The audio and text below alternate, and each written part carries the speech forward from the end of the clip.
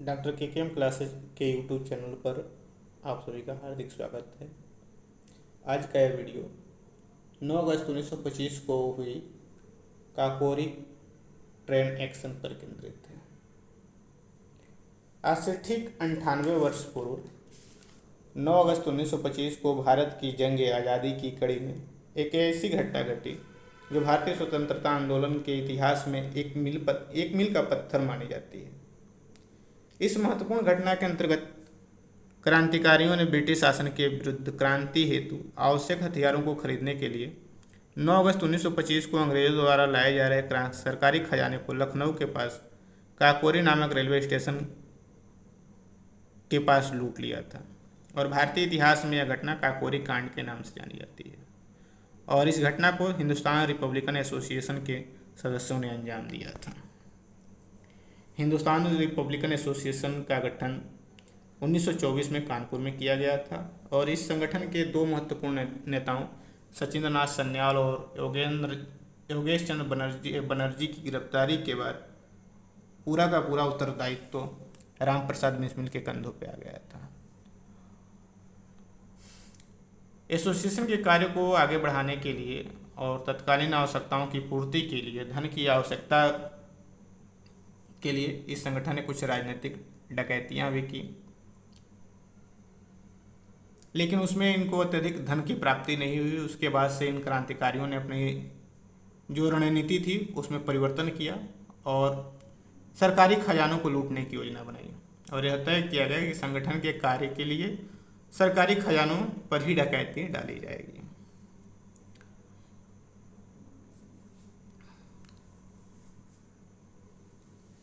Hindustan Republican association के 10 सदस्यों ने इस घटना को अंजाम दिया था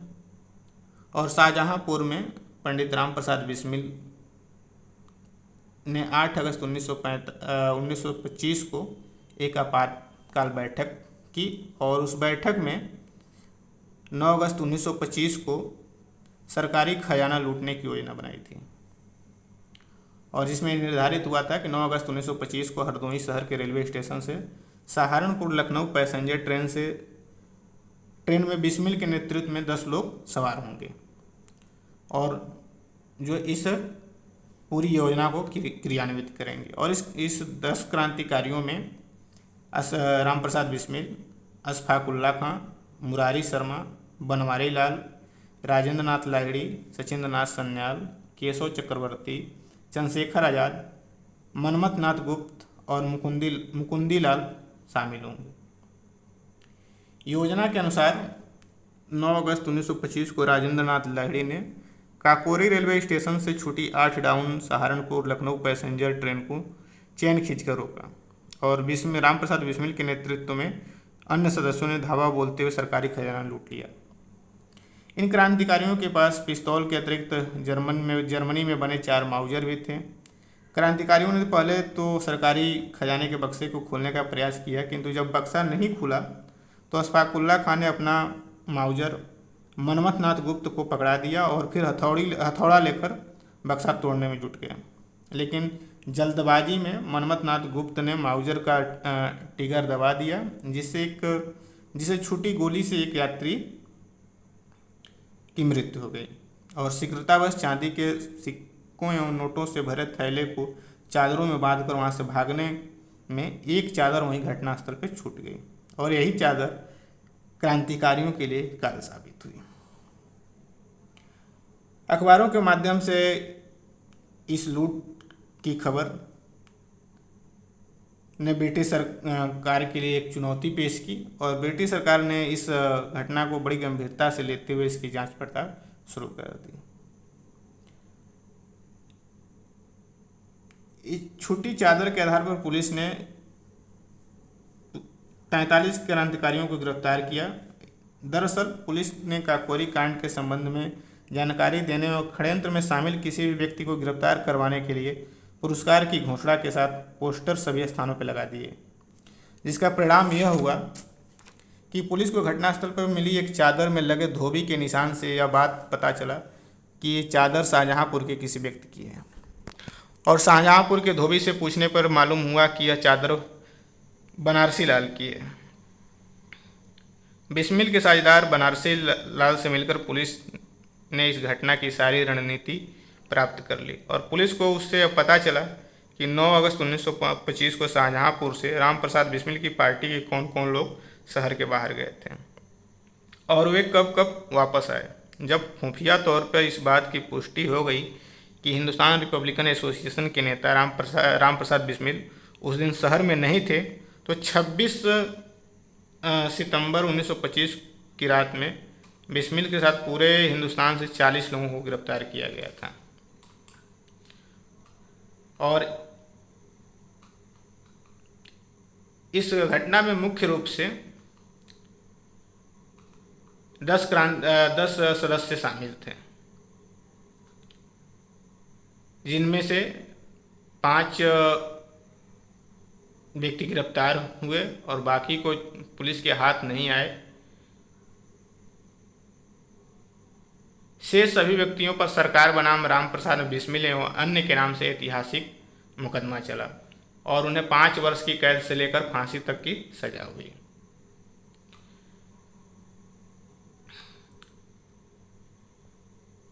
पांच जो पुलिस की गिरफ्तारी से बचे थे, जिसमें अशफाक उल्ला खां को दिल्ली से, सचिंद्र नाथ सन्याल को भागलपुर से पुलिस ने गिरफ्तार किया और उनके ऊपर भी पूरक मुकदमा दर्ज हुआ और 13 जुलाई 1927 को सरकार के विरुद्ध साजिश रचने के संगीन आरोप में अशफाक उल्ला खां और को फांसी तथा सचिंद्र नाथ बख्शी को आजीवन कारावास की सजा सुना दी गई। सेक्शन जज के फैसले के खिलाफ 18 जुलाई 1927 को अवध चीफ कोर्ट में अपील दायर की गई और चीफ कोर्ट के मुख्य न्यायाधीश के सामने यह मामला पेश हुआ, जिसमें क्रांतिकारियों की ओर से केसी दत्त, जयकर्ण मिश्र और कृपा शंकर हजेला ने क्रमशः राजेंद्र नाथ लाहिड़ी, ठाकुर रोशन सिंह और अशफाक उल्ला खां की पैरवी की।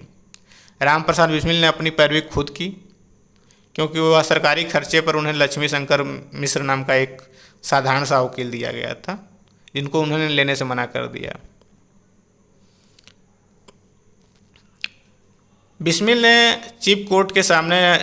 जब धारा प्रवाह अंग्रेजी में फैसले के खिलाफ बहस की, तो सरकारी वकील जगत नारायण जो थे वह नहीं टिक पाए और इस पर chief justice Louis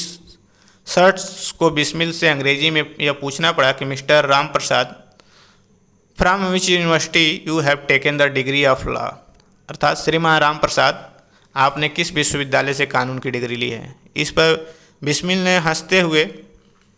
chief justice को उत्तर दिया, excuse me sir, a king maker does not require any degree, क्षमा करें महोदय, सम्राट बनाने वाले को किसी की डिग्री की आवश्यकता नहीं होती।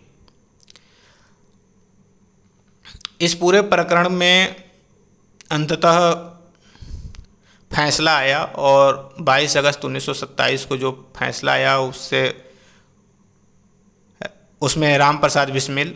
राजेंद्र नाथ लाहिड़ी, अशफाक उल्ला खां एवं ठाकुर रोशन सिंह को फांसी की सज़ा सुनाई गई और शेष को कुछ उसमें से कुछ लोगों को आजीवन कारावास की सज़ा, कुछ लोगों को 5 वर्ष की सज़ा और कुछ लोगों को अपराध साक्ष्य न मिलने के कारण उनको रिहा कर दिया गया। अवध चीफ कोर्ट के फैसले के आते ही ठाकुर मंजीत सिंह राठौर ने सेंट्रल लेजिस्लेटिव असेंबली में काकोरी कांड के चारों मृत्यु दंड प्राप्त जो क्रांतिकारी थे उनकी सज़ा को कम करके आजीवन कारावास में बदलने के प्रस्ताव को पेश किया। काउंसिल के कई सदस्यों ने सर विलियम मॉरिस की, जो उस समय संयुक्त प्रांत के गवर्नर थे, उनसे भी प्रार्थना की कि सजाए मौत को माफ़ कर दिया जाए, किंतु उसने उस प्रार्थना पत्र को अस्वीकार कर दिया। इसके बाद से सेंट्रल काउंसिल के 78 सदस्यों ने वायसराय से मिलकर एक हस्ताक्षरित मेमोरियल भी दिया, जिसमें पंडित मदन मोहन मालवीय, मोहम्मद अली जिन्ना, NC केलकर, लाला लाजपत राय, गोविंद बल्लभ पंत इत्यादि ने हस्ताक्षर किए, लेकिन इसका भी वायसराय पे कोई असर नहीं हुआ। इसके बाद से पंडित मदन मोहन मालवीय के नेतृत्व में 5 व्यक्तियों का एक प्रतिनिधिमंडल शिमला जाकर वायसराय से दोबारा मिला और उन्होंने प्रार्थना किया कि इन चारों के जो है क्रांतिकारियों की जो फांसी की सज़ा है उसको आजीवन कारावास में बदल दिया जाए और एक बार पुनः जो है उच्च न्यायालय का जो निर्णय है उस पर पुनर्विचार किया जाए, किंतु वायसराय ने उन्हें मना कर दिया। इसके बाद से इनके मामले को प्रिवी काउंसिल में रखा गया और बैरिस्टर मोहनलाल सक्सेना ने प्रिवी काउंसिल में क्षमादान की याचिका के दस्तावेज तैयार करके इंग्लैंड के प्रसिद्ध जो वकील थे S.L. पोलक के पास भिजवाए, किंतु लंदन के न्यायाधीशों एवं सम्राट के वैधानिक जो सलाहकार थे उन्होंने यह दलील दी कि इस जो षड्यंत्र का सूत्रधार रामप्रसाद बिस्मिल बड़ा ही खतरनाक और पेशेवर अपराधी है। उसे यदि क्षमादान दिया गया तो वह भविष्य में इससे भी बड़ा और भयंकर कांड कर सकता है और उस स्थिति में ब्रिटिश सरकार को हिंदुस्तान में हुकूमत करना असंभव हो जाएगा। और आखिरकार यह हुआ कि प्रिवी काउंसिल ने भी इनकी जो फांसी की सज़ा अर्थात क्षमादान था उसको खारिज कर दिया। इसके उपरांत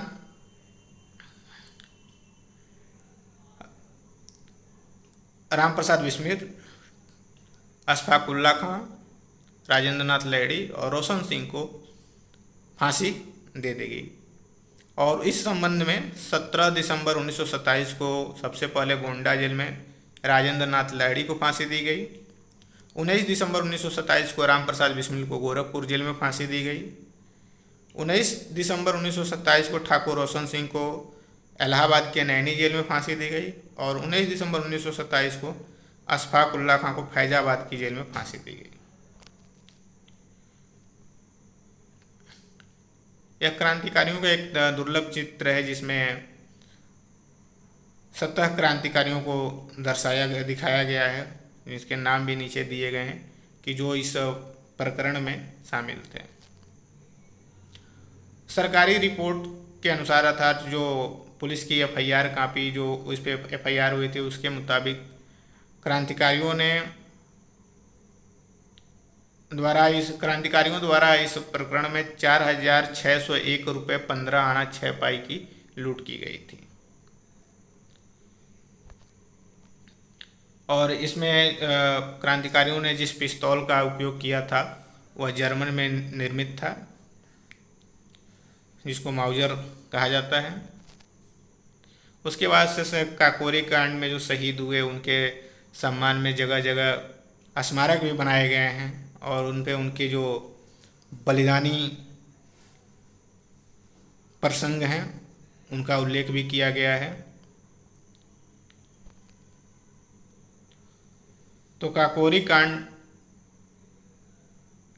के संदर्भ में यह एक संक्षिप्त विवरण था और आशा और उम्मीद करता हूं कि आपको यह जानकारी अच्छी लगी होगी। 9 अगस्त 2023 इस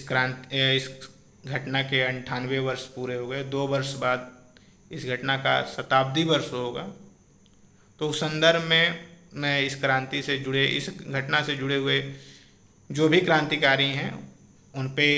एक संक्षिप्त वीडियो भी मैं बना के इसे अपलोड करूँगा। तो 9 अगस्त 1925 के इस काकोरी कांड के इन बलिदानी क्रांतिकारियों के प्रति कोटि कोटि नमन। जय हिंद, जय भारत।